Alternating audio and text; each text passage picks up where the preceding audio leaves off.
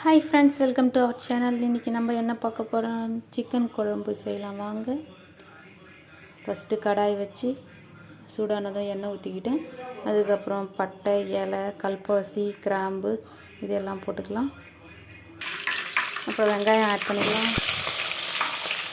கறிவேப்பிலை போட்டுக்கலாம். ஃப்ரெண்ட்ஸ், வெங்காயம் நல்லா வதங்கிடுச்சு. இப்போ நம்ம தக்காளி ஆட் பண்ணிக்கலாம். ஒரு 4 தக்காளி மீடியம் சைஸ். தக்காளி வதங்க கொஞ்சம் உப்பு ஆட் பண்ணி வதக்கலாம். அப்போ தான் நல்லா குழஞ்சி வதங்கும். இஞ்சி பூண்டு பேஸ்ட்டு அரைச்சேன். எப்படி அரைக்கணும்னா 4ல் 3 பங்கு பூண்டு, 1 பங்கு இஞ்சி. இந்த ரேஷியோவில் தான் இஞ்சி பூண்டு எப்பயும் அரைக்கணும். அப்போ தான் கரெக்டாக இருக்கும் அதனுடைய காரம். ஓகேங்களா ஃப்ரெண்ட்ஸ்? தக்காளி நல்லா வதங்கிடுச்சு, எண்ணெய் பிரிஞ்சிடுச்சு. இந்த டைமில் நம்ம இஞ்சி பூண்டு பேஸ்ட் ஆட் பண்ணிக்கலாம்.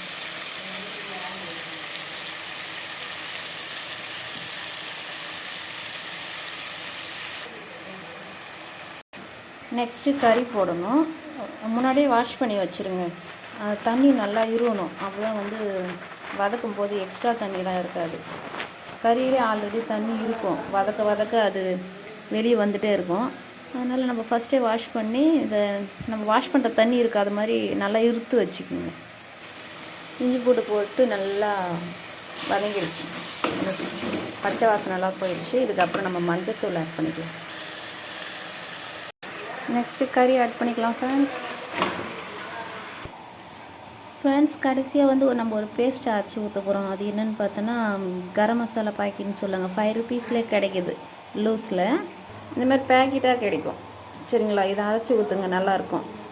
அதை நான் ஊற வச்சுருக்கேன். அப்போ தான் மிக்சியில் அரைப்படும், நல்லா நைஸ் பேஸ்ட்டாக கிடைக்கும். இல்லைன்னா அது அந்த கசகசாலாம் அரைப்படாது, அப்படியே இருக்கும். அதனால் ஒரு 10 மினிட்ஸ் ஊற வச்சுருங்க. முன்னாடி கொஞ்சோண்டு தேங்காய் எடுத்து வச்சுருக்கேன், காஞ்ச தேங்காய். அந்த தேங்காய் போட இன்னும் டேஸ்ட்டாக இருக்கும். பச்சை தேங்காய் விட அந்த காஞ்ச தேங்காய் தான் நல்லாயிருக்கும். இந்த மாதிரி ட்ரை பண்ணி பாருங்கள் ஒரு வாட்டி. கறி ஒரு 10 மினிட்ஸ் வதக்கிட்டேன். இப்போ நம்ம காரம் ஆட் பண்ணிக்கலாம். கரம் மசாலா கொஞ்சம் ஆட் பண்ணிக்கலாம் ஃப்ரெண்ட்ஸ். சிக்கன் மசாலா கொஞ்சம், வீட்டு குழம்பு மசாலா கொஞ்சம், காரத்துக்கு ஏற்ற மாதிரி ஆட் பண்ணிக்கோங்க.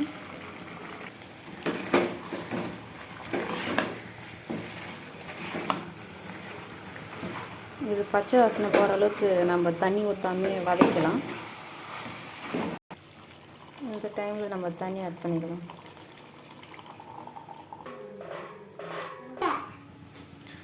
குழம்பு கொதிக்க போகுது ஃப்ரெண்ட்ஸ். எங்கள் பையன் என்ன சொல்கிறான்னு கேளுங்க. சீச்சி வேணுமா வேணாவா? வாயில் புண்ணு இருக்குன்னு சொன்னியே. வாயில் புண்ணு இருக்குன்னு சொல்லிட்டு மற்ற டைமில் சாப்பிடும்போது வேணான்னு சொல்லுவியே. அப்போ வேணாம், உனக்கு தம்பிக்கு இல்லை. சீச்சி இல்லை. ஓகே, சீச்சி நோவா? வாயில் புண்ணு இருக்குன்னு சொன்னியம்மா. பாரு, வாயில் புண்ணு இருக்குன்னு சொன்ன தானே, அப்புறம் எப்படி சீச்சி சாப்பிடுவேன்? இங்கே பாரு, வாயில் புண்ணு இருக்குன்னு சொன்னியே, சீச்சி எப்படி சாப்பிடுவேன்? இங்கே பாருமா, லித்து, புண்ணு இருக்கா இல்லையா?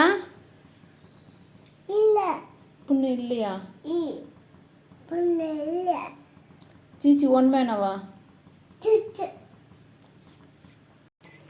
ஃப்ரெண்ட்ஸ், சிக்கன் வெந்துச்சான்னு பார்க்கலாம். உங்களுக்கு தண்ணியாட்டம் வேணுனாலும் தண்ணியாட்டம் வச்சுக்கலாம், டிக்கா வேணுனாலும் கொஞ்சமாக தண்ணி ஊற்றிக்குங்க. தண்ணியாட்டம் வேணும்ன்ட்டு நான் தண்ணி நிறைய வச்சுருக்கேன். வெந்த பிறகு நான் சொன்னல இந்த பேஸ்ட் அரைச்சி வச்சுருக்கேன். கடலை, கசகசா, சோம்பு, கொஞ்சம் கறிவேப்பிலை போட்டிருக்கேன். அதனால் க்ரீனிஷாக இருக்கும். தேங்காய். ஓகேவா? இதை ஊற்றிக்கலாம். இறகுறதுக்கு முன்னாடி ஊற்றுங்க.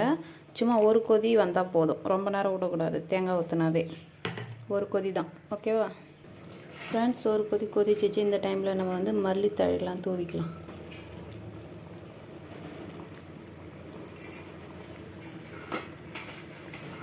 இதுவும் ஒரு கொதி தான் விடணும், ஆஃப் பண்ணிடணும்.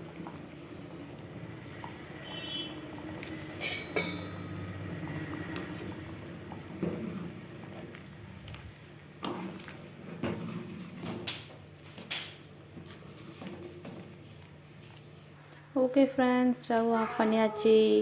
எங்கள் வீட்டில் சிக்கன் குழம்பு, உங்கள் வீட்டில் என்னென்னு கமெண்ட் பண்ணுங்கள். சண்டே ஸ்பெஷல் என்னென்னு சொல்லுங்கள். Okay bye. என் வீடியோவில் பிடிச்சா சப்ஸ்கிரைப் பண்ணுங்கள், லைக் பண்ணுங்கள், ஷேர் பண்ணுங்கள், கமெண்ட் பண்ணுங்கள். தேங்க்யூ. Bye friends. நெக்ஸ்ட் ஒரு வீடியோவில் பார்க்கலாம். பாய்.